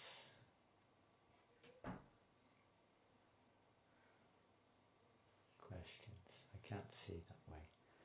Whoever it is, please kindly speak up. Maharaj, you mentioned that the business of the devotee is to change the perception from Krishna's point of view. And what we see is through our mind and senses. So what is the gap that we need to fill to see from Krishna's point of view? The gap. How can we change from seeing from our mind and senses to Krishna's point of view? I did mention that. Bhaktisiddhanta Maharaj answered that. What does it take to change our perception from seeing it from our center point of view through our mind and senses, which are conditioned, to seeing things from the transcendental point of view?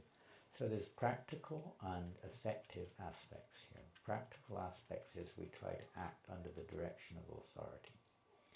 The authority should be an authorized authority in line, ultimately following a pure devotee of the Lord. That's one thing. Practical application, following the various instructions, being willing to be corrected, and so on and so forth at various stages. And the effectual aspect, using that word, I don't know if it's appropriate, but anyway we're using it, was mentioned by Bhaktisiddhanta Maharaj. And so one thing is the association. We see things from our own point of view because of whatever association we've got. When we say our own point of view, it's a combination or accumulation of all the various impressions that we picked up over numerous lifetimes in numerous associations, and according to our degree of for or against surrender to Krishna, with some things are favourable, some are not. So we pick them up and adopt them and formulate this idea, our consciousness of it is coloured by all these different samskaras, these different vrittis in our mind and consciousness, which it's like if you're looking through, a particular set of lenses or a particular colour or whatever, you see everything accordingly. So our consciousness is coloured like that. So the change of that is the acceptance of following an authority which does see things from Krishna's point of view, Guru, Shastra, Sadhu. And the other side of it is the practice ourselves, in terms of what Bhaktisiddhanta Maharaj mentioned it just now. He said, this can be evoked, this change of perception can be evoked by exposing ourselves to the holy name of Krishna. In this age, this is the only means. So what does that mean? When you expose a film to the sun, what happens? Camera film, you don't have them. But if you have those old type cameras that have this film, this negative film inside, what happens to the negative film when it's exposed to the sun? Destroyed. It's blanked out. So that's the same with our consciousness, which is like a reel of negative emotions, feelings, God knows what, attachments, perceptions, conceptions, everything you can think of. It's all there in the subconscious, whatever you want to call it, mind, etc. It's all there, and it formulates our various reactions, our various attractions and repulsions, and our character. Everything is kind of like connected there. So that can all be nullified, not nullified in terms of its, you could say its presence. The body is not going to disappear off the face of the earth, but it changes our vision or our perception of it. Even our character may still carry on in certain ways, but our perception or our relationship with it changes, and we realize this is a result of our past. You know, Tattenu Kompam Shusumikshimanam Bunjana Ivatnik Harpikakam, whatever it is. It's a result of our past, and we don't, you know, we don't kind of like, but it takes us deeper into taking shelter of Krishna, realizing I'm sinful from my past life. Even Advaita Acarya was saying, I can't do this, I'm too sinful. Only you can evoke this change, my Lord. But he evoked the Lord to appear as Lord Chaitanya. We have to take shelter of Lord Chaitanya. This is the other aspect of it. We have to take shelter of Lord Chaitanya. It's not enough to worship Radha Krishna. Jagannath, but not enough. The worship of Jagannath means through Lord Chaitanya. Lord Chaitanya Mahaprabhu is with air. This is the, you're asking what's the link. This is the link. Lord Chaitanya and his pure followers. We have to take them as our heart and soul and try to, you know, enter into that spirit of Lord Chaitanya. By his praying for his mercy, by the mercy of Lord Chaitanya, impossible things become easy. If we don't get his mercy, even easy things become impossible. We won't achieve the goal. The mercy of Lord Chaitanya coming through his devotees, of course, and the processes he's given, the Yuga Dharma, Harinam, Sankirtan. We have to expose ourselves. We don't expose ourselves. We put doors up. We close the windows when we chant Hare Krishna. We look the opposite way. We embrace nonsense. We start planning all sorts of other things. We don't actually associate. This is our, generally speaking, or even worse, we're committing some knowing effect or some specific effect, offensive, rather not effect, knowing of offense while chanting. At least we have to pray to Lord Chaitanya as Haridas Thakur prayed to Lord Chaitanya Mahaprabhu like that, didn't he? Oh Mahaprabhu, please, please help me that the 10 offences never affect me when I chant your holy name, and I can be absorbed in pure chanting of the holy name. Even he's praying like that. Prabhupada was praying to Radharani like that. He was also Mahaprabhu. We can't imitate Prabhupada. At least we can imitate, not imitate, but follow the footsteps of Namacharya Haridas Thakur. Pray to Lord Chaitanya Mahaprabhu for his mercy that we can chant the holy name purely. And that will automatically, we don't have to do anything else. It's not like a course you have to go on. Learning this, learning that. No, you have to turn your head 2 degrees right. You're not chanting properly. You have to move the beats faster. You have to go up and down. Hare Krishna. All this is totally, you know, when I say superficial, it's not the real thing at all. It may help a little bit to keep us in touch, but the real thing is we have to be in touch with Lord Chaitanya. That's why we chant Jai Shri Krishna before we chant Hare Krishna as well. We're bound to be, you know, whatever it is. We take shelter of Lord Chaitanya Mahaprabhu, then we can progress. Then we can progress. That's why he's appeared. That was the point otherwise. He's come to give that opportunity to everyone, to drown us all in the ocean of pure bhakti. He hasn't come just to have a bit of fun, to sustain our conditioning, to facilitate our agendas, etc. He's come to change, give us a chance to get free of the cause of suffering. We try to take advantage of that. chant the holy names.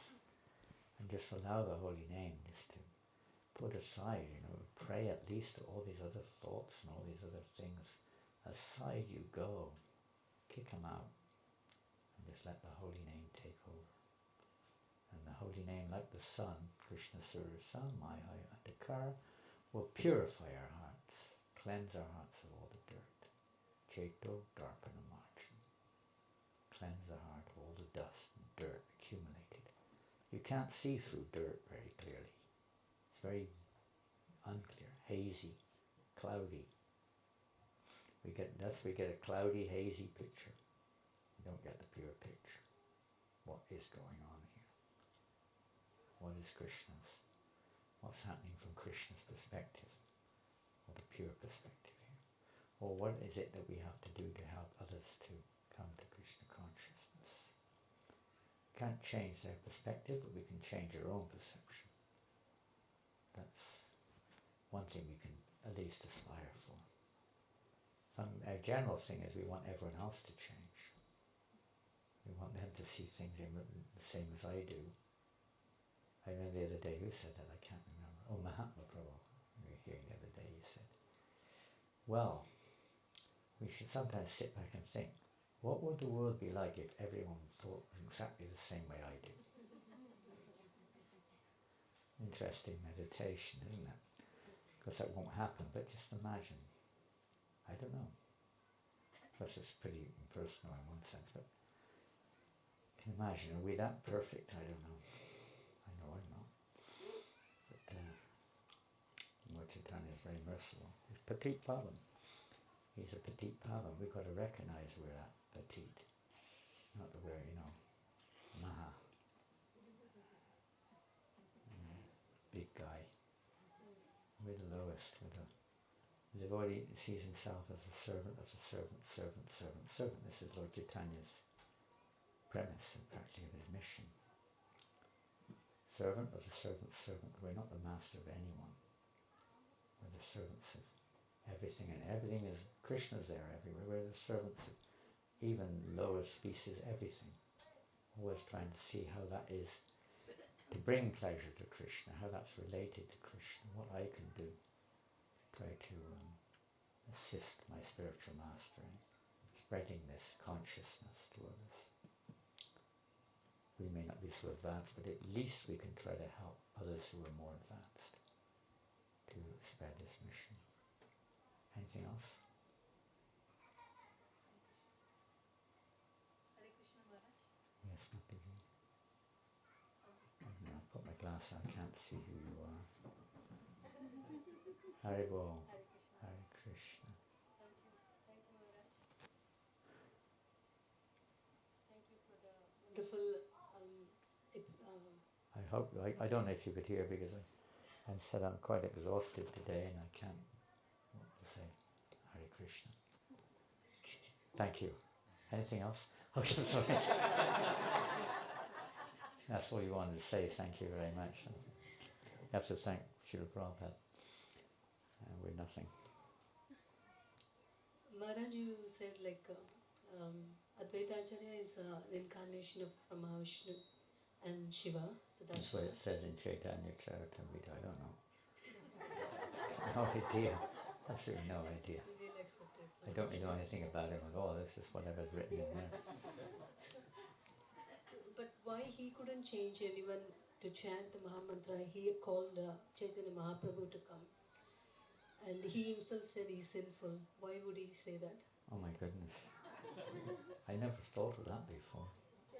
Well, that's a really perplexing question, isn't it? My boy, is it time for prasadam? Let me know. Well, the Lord, it's like you may have different parts of your body and each part has its role to play. In the Varnashram system, Krishna says in the Bhagavad Gita, doesn't he? He says that even if you can perform someone else's duty expertly, you shouldn't do it. You should do your own duty. So Advaita Acarya, not a conditioned soul, has to follow Varnashram, but nonetheless, that isn't his business. His business is to evoke Lord Chaitanya Mahaprabhu to come You know, he could have finished everyone off. And it's not his business. It wasn't his business. Could have sliced their heads off. He was in that mood at one point. Well, he could have got everyone to chant. At least he could have given everyone a chance like that, but that wasn't his business. His business was to bring Lord Chaitanya and other associates to the world. And as far as being a sinner is concerned, in the Bhagavad Gita we see, for instance, in the 3rd chapter, where Krishna says to Arjuna, even if you are a fully realized soul, you still have to act in order to help others to progress on the path. And if you don't, if you sort of transcend it all, what the heck are everyone else? How will they follow such an activity? Everyone should realize they're a sinner. We should realize that. So he's an acharya. So. And plus that, he's acting in the role of a devotee. A devotee never thinks they're a devotee. They always think they're a fallen, real devotee. Sinful and so on. He's acharya. He's acting in the role of acharya. And from our point of view, you know, we should realize that. If he's a sinner, what the heck are we? Not that we say, oh, he's a sinner. We don't say that. Advaita Acarya is also a sinner. That's another sin. That's the worst of all. It's offense. But we should understand that. That's the mood of, and that's how Lord Chaitanya will appear when you have that. You know, it's easy to say, it's hard to experience, isn't it? But one actually has that realization, I'm a sinner, that I'm useless. And look at Prabhupada's poem, Markandeya Bhagavat Dharma. Why don't you read that and see how he feels? I'm the most wretched, unqualified, and so on and so forth. They don't feel themselves qualified for anything. You do what you want with me, my Lord. Do as you wish. That's the mood that Prabhupada wants in our movement. Why not? Why has he written the poem for otherwise? That's the first thing he wrote when he arrived in the Western world. It's Markandeya Bhagavat Dharma. Perhaps the most important document that exists. It's the mission statement of ISKCON. You can come up with 1,000,001 regulations, do's and don'ts. It's all meaningless without the proper intent, without the proper mood. It has no benefit. Like throwing ashes on, like throwing, ghee on ashes or something. The right attitude has to be there. And that is manifest or fully expressed. I mean, nothing's full in one sense, but it's expressed to the max in Prabhupada's poem, Markandeya Bhagavat Dharma. If you want to become a member of ISKCON, that's the mood we have to try to work towards. It's nothing to do with institutional decisions, to do with one's consciousness. Prabhupada formed ISKCON for that reason, to try to change our consciousness. Anything else? Thank you. I don't know if that helps anyway, but I don't have the realization to go much further. Maybe something will pop up if we sat here long enough.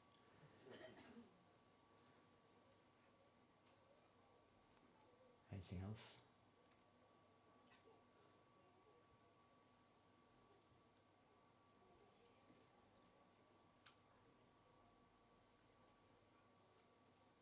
Okay, well, we'll have some kirtan and wind up. It's work day tomorrow, so we'll have a short kirtan and then wind up. Is that okay?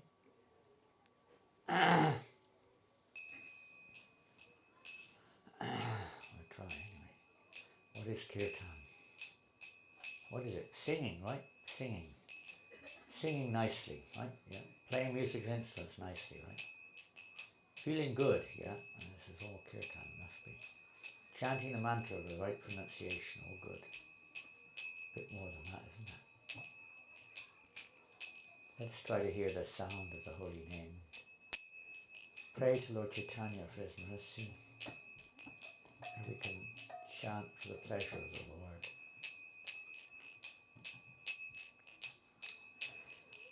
Shri Krishna Chaitanya Prabhu Nityananda Shri Advaita Gadadhar Srivasadi Gauravata Vrinda Shri Krishna Chaitanya Prabhu Nityananda Shri Advaita Gadadhar Srivasadi Gauravata Vrinda Jaya Shri Krishna Chaitanya Prabhu Nityananda Shri Advaita Gadadhar Srivasadi Gauravata Vrinda Shri Krishna Chaitanya Prabhu Nityananda Shri Advaita Gadadhar Srivasadi Gauravata Vrinda Hare Krishna Hare Krishna Krishna Krishna Hare Hare Hare Ram Hare Ram Rama Rama Hare Hare Hare Krishna Hare Krishna Krishna Krishna Hare Hare Krishna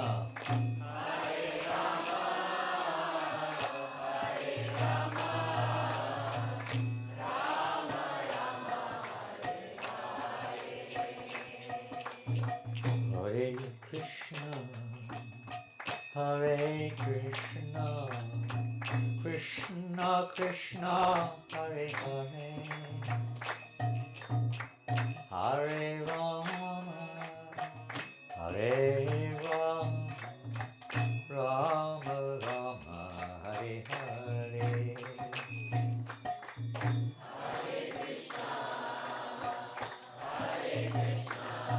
Krishna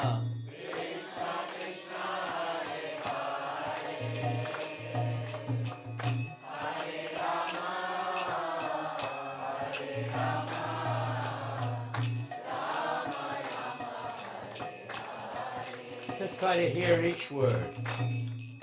Pretty difficult, isn't it? It's a little easier in kirtan. Difficult in japa, that's for sure. Your mind wanders as much as it can during japa usually. It's at its very best during japa. It's a little bit more subdued. Maybe the clapping or cartels, I don't know if it helps, but something special about kirtan. Try to hear the name anyway. We all say chant and be happy, but it should be hear and be happy. Not that we're out to be happy, but that's what happens when we hear. Because Krishna, when we hear, Krishna's here. If we pay attention to him, he'll pay attention to us. He'll remove the dirt from our hearts, and you have no choice. Hare Krishna, Hare Krishna, Krishna Krishna, Hare Hare, Hare Rama, Hare Rama, Rama Rama, Hare Hare, Hare Krishna, Hare Krishna, Krishna Krishna, Hare Hare, Hare Rama, Hare Rama, Rama Rama, Hare Hare, Hare Krishna, Hare Krishna, Krishna Krishna Krishna Hare Hare Hare Rama Hare Rama Rama Rama Hare Hare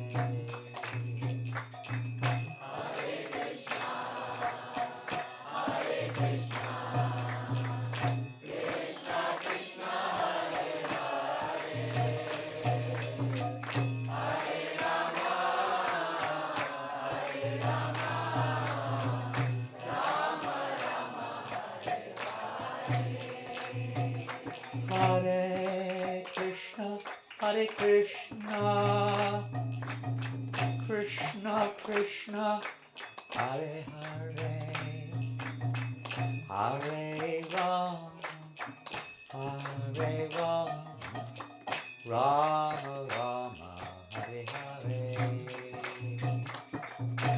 Hare Krishna, Hare Krishna.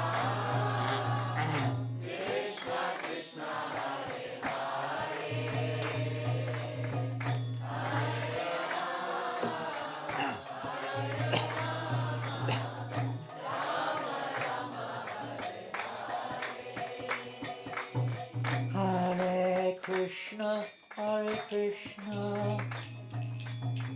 Krishna Krishna, Hare Hare,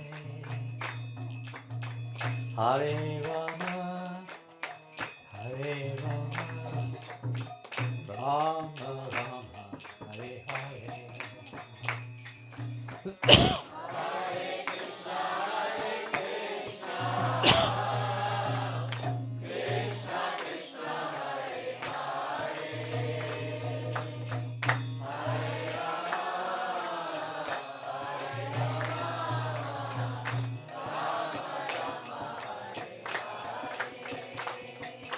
Hare Krishna, Hare Krishna, Krishna Krishna, Hare Hare,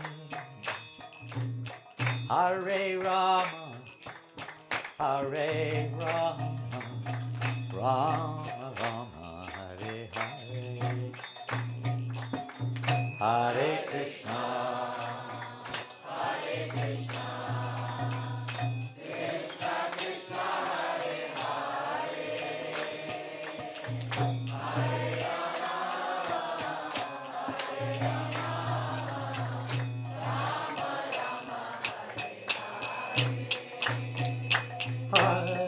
Hare Krishna, Hare Krishna, Krishna Krishna, Hare Hare, Hare Rama, Hare Rama, Rama Rama, Hare Hare, Hare Krishna,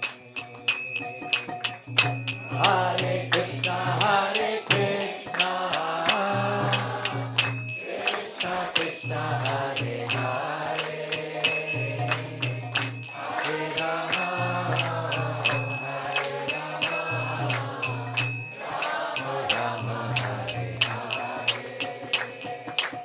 Hare Krishna, Hare Krishna, Krishna Krishna, Hare Hare, Hare Rama, Hare Rama, Rama Rama, Hare Hare, Hare Krishna, Hare Krishna, Krishna Krishna, Hare Hare. Hare Rama, Hare Rama, Rama Rama, Hare Hare.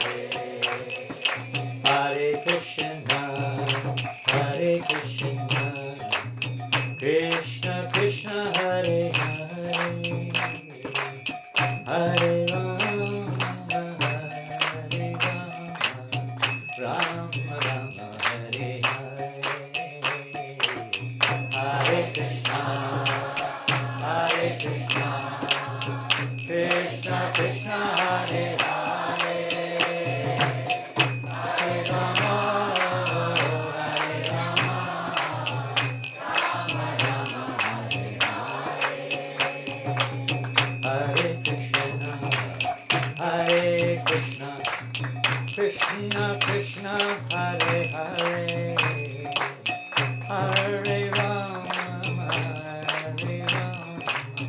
Rama Rama Hare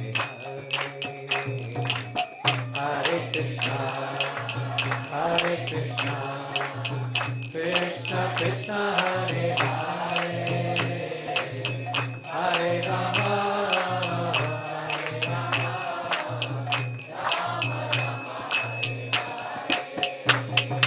Hare Krishna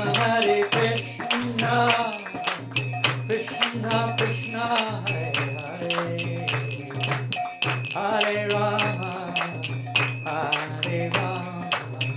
Rama Rama Hare Hare Hare Krishna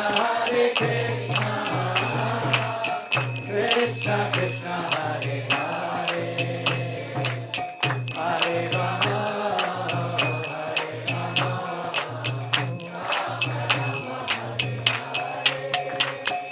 Hare Krishna Krishna Krishna Hare Hare Hare Rama Rama Rama Hare Hare Hare Krishna Krishna Krishna Hare Hare Hare Rama Rama Rama Hare Hare Hare Krishna Krishna Krishna Hare Hare Hare Rama Rama Rama Hare Hare Hare Krishna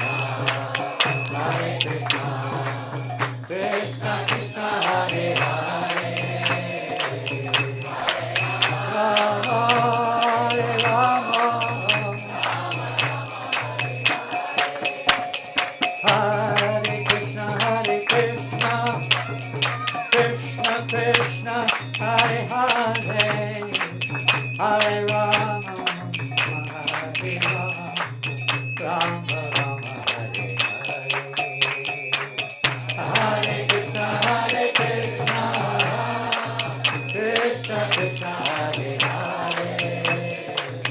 Hare Rama Rama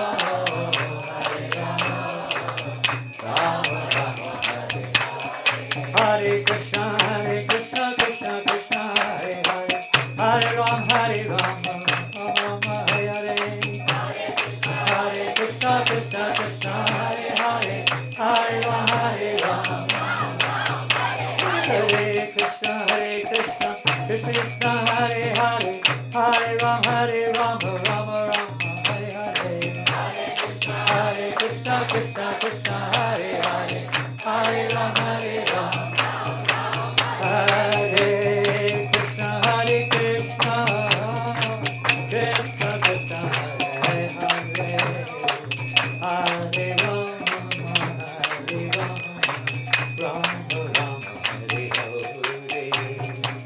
Hare Krishna Krishna Krishna Hare Hare Hare Rama Rama Hare Hare Hare Krishna Krishna Hare Hare Hare Rama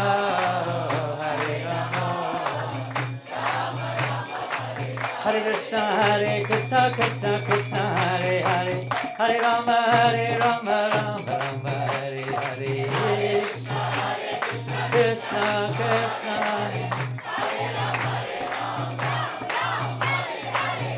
Krishna Krishna Krishna Hare Hare Hare Rama Hare Krishna Krishna Hare Hare Hare Rama Rama Hare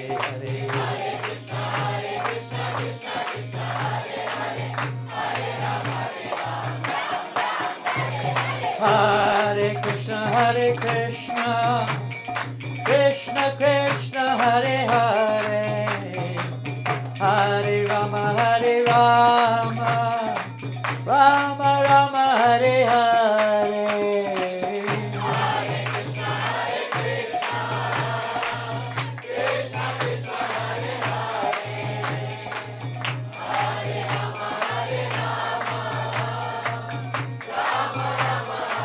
Hare Krishna Hare Krishna, Krishna Krishna, Hare Hare, Hare Rama, Rama Rama, Hare Hare. Krishna, Hare Hare, Hare Rama, Hare Krishna, Krishna Krishna, Hare Hare, Hare Rama, Rama Rama, Hare Hare. Hare Krishna, Krishna Krishna, Hare Hare, Hare Krishna, Krishna Krishna, Hare Hare, Hare Rama, Rama Rama, Hare Hare, Hare Krishna, Krishna Krishna, Hare Hare, Hare Rama, Rama Rama, Hare Hare, Hare Krishna, Krishna Krishna, Hare Hare,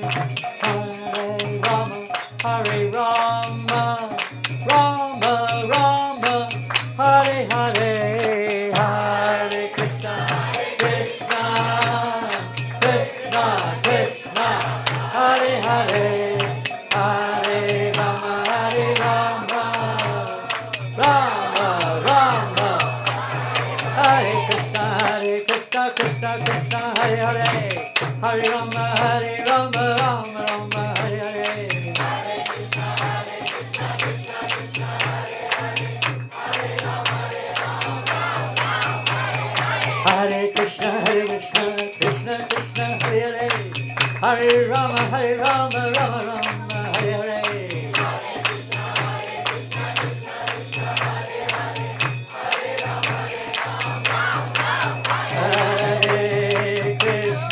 Hare Krishna, Krishna Krishna, Hare Hare, Hare Rama, Rama Rama, Hare Hare. Hare Krishna, Krishna Krishna, Hare Hare, Hare Rama, Hare Rama, Hare Krishna, Krishna Krishna, Hare Hare, Hare Rama, Rama Rama, Hare Hare. Hare Krishna, Krishna Krishna, Hare Hare, Hare Rama, Rama Rama, Hare Hare. Hare Krishna,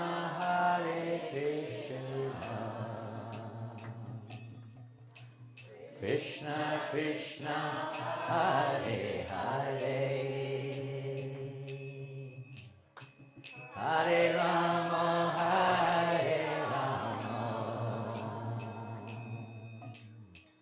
Rama Rama, Hare Hare. Hare Krishna, Krishna Krishna, Hare Hare, Hare Rama, Rama Rama, Hare Hare.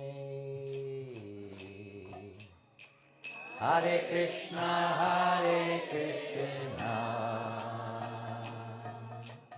Krishna Krishna, Hare Hare, Hare Rama,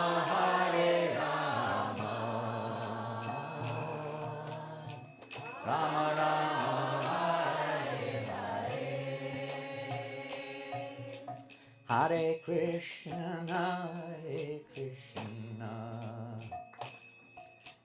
Krishna Krishna, Hare Hare, Hare Rama, Rama Rama, Hare Hare, Hare Krishna, Hare Krishna, Krishna Hare Hare, Hare Rama, Hare Rama, Rama Rama, Hare Hare, Hare Krishna, Hare Krishna, Krishna Krishna, Hare Hare, Hare Rama, Hare Rama, Rama Rama, Hare Hare, Hare Krishna, Hare Krishna, Krishna Krishna, Hare Hare, Hare Rama, Hare Rama,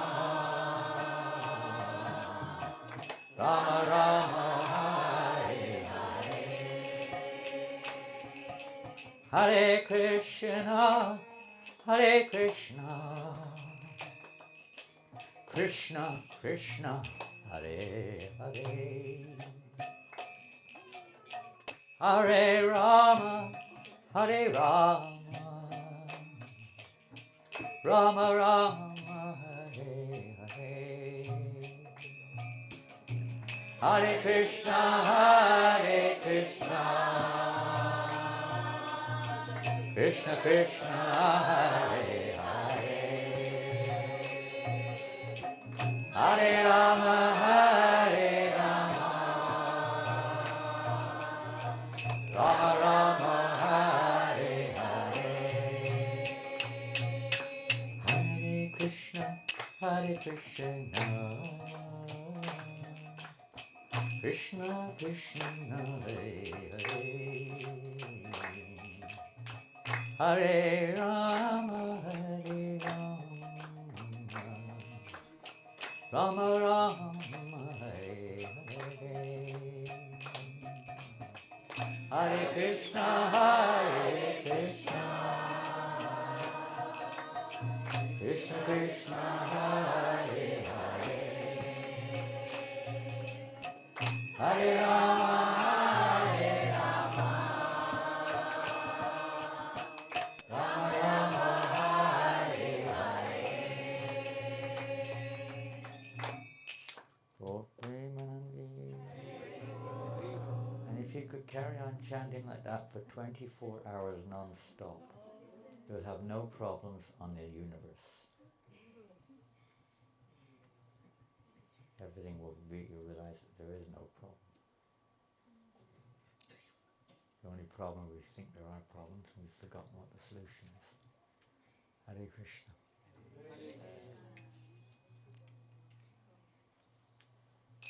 Thank you all very much. Hare Krishna. I guess it's time now to fill the tank.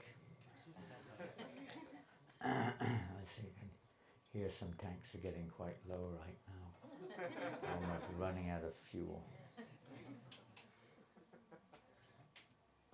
Hare Krishna.